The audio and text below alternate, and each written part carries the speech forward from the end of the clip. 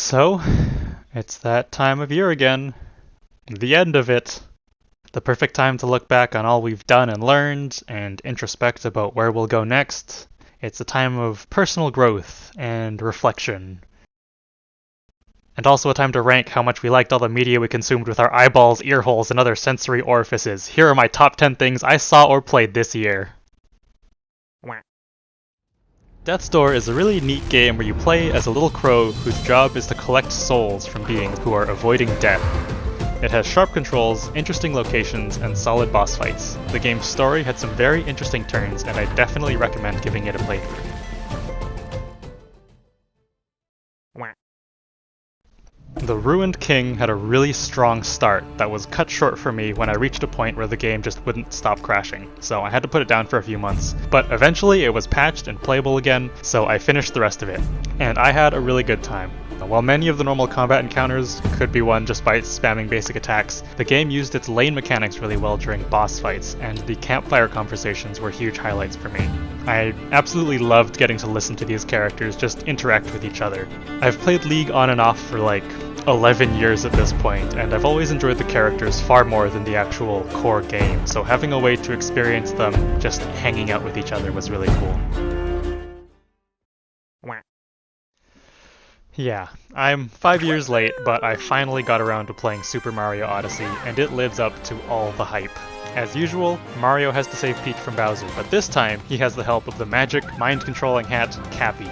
This adventure takes him all over the globe to wondrous and dangerous locations, each with their own collections of puzzles, challenges, and enemies to conquer. There are so many moons to find that it is actually overwhelming, but where this game really shines is in its celebratory set pieces where you play through these bombastic spectacles that had me cheering in my seat the whole way through.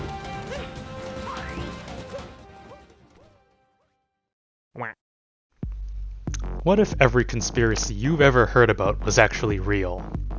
Well, that's the world where Inside Job takes place. Secret organizations and shadow governments run the world, and the main cast all work their regular 9 to 5 at Incognito Inc. This show is chock full of references to all kinds of conspiracies and cryptids, and uses them to throw its characters into all sorts of fun hijinks. But references alone don't make a good show. Inside Job is consistently funny, but also not afraid to take some serious turns with its main stories and characters. It's not afraid to step back from the comedy and throw some genuine emotional twists at you. And because the main characters are well written and you watch them grow and learn over the course of the show, the twists work, giving this wacky comedy a solid emotional edge.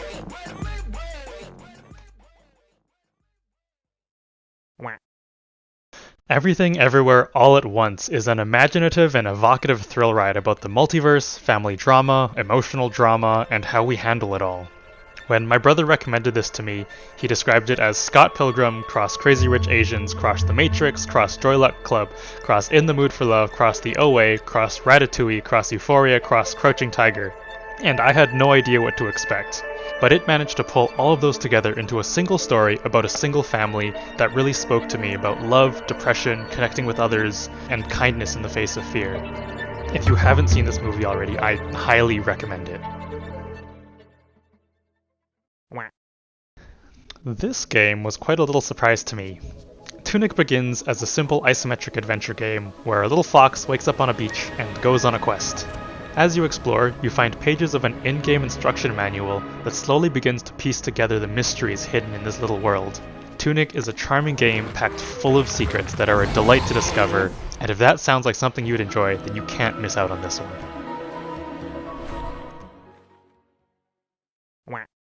For the fourth spot, I'm invoking my Halo rule from my last list. I'm clumping all of these together so they don't take up the entire list, and because anyone who would be interested in these already knows about them. Between Seasons 3 and 4 of Haikyuu, Demon Slayer's Entertainment District arc, Season 6 of My Hero Academia, and Chainsaw Man, I've had so many great shows to watch in the realm of anime. Haikyuu continued to raise the stakes and built up to one of the hypest moments in anything I have ever seen. Demon Slayer concluded its latest arc with a spectacle so explosive I'm still seeing lights. Hero Academia managed to recapture the excitement that it had lost in the last couple arcs, and Chainsaw Man has just been a magnificent showcase of fantastic animation, strong storytelling, and incredible horrific violence and monsters.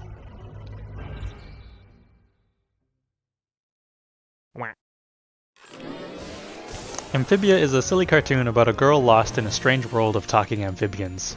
It's a really fun show about found family, ancient magical empires, and the various ways our traumas can manifest and hurt the people around us.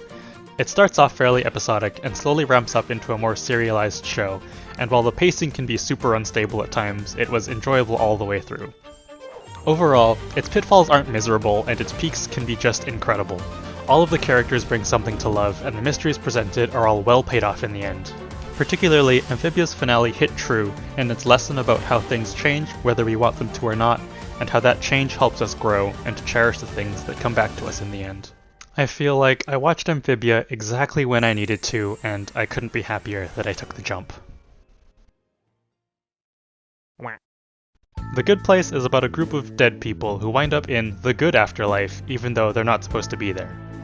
It's a comedy about philosophy, friendship, and love that manages to perfectly balance the joy, confusion, and sadness that come with questioning what life is all about.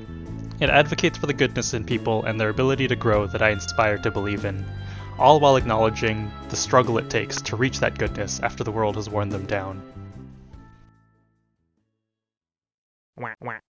Of all the media I consumed, of the games I played, shows I watched, nothing quite competed with The Outer Wilds and The Echoes of the Eye.